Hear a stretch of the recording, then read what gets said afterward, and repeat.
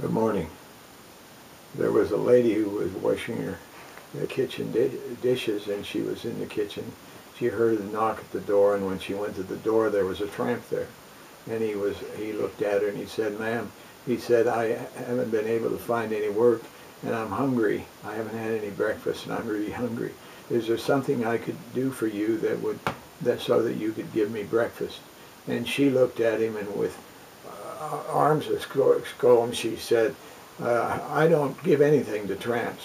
You can find your own food. I don't have anything to do with people like you.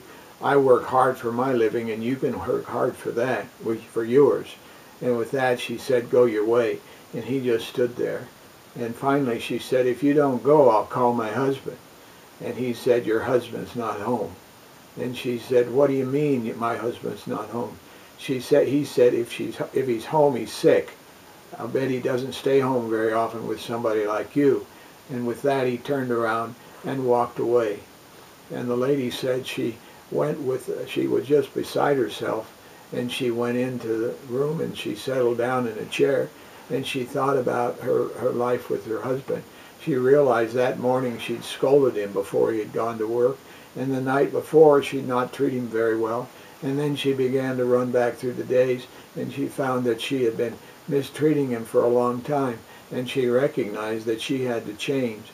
And so she changed, and because she changed, the community saw her as a changed person, and she was able to be recognized as somebody who loved and gave and helped.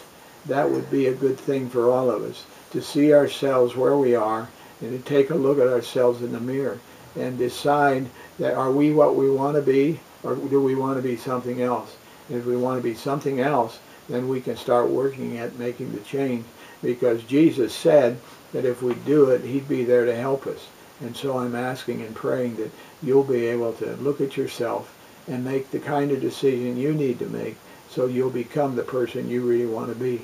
May God help you to that end. Amen.